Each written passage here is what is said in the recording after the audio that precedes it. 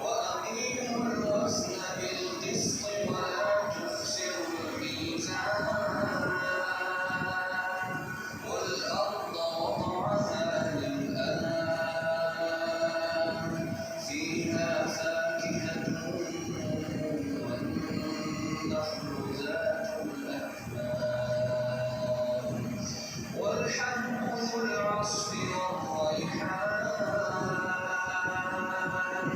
فبأي آلاء ربكما تكذبان خلق الإنسان من صلصال كالفخار وخلق الجان من مارج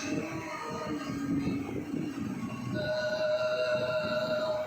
فبأي آلاء ربكما تكذبان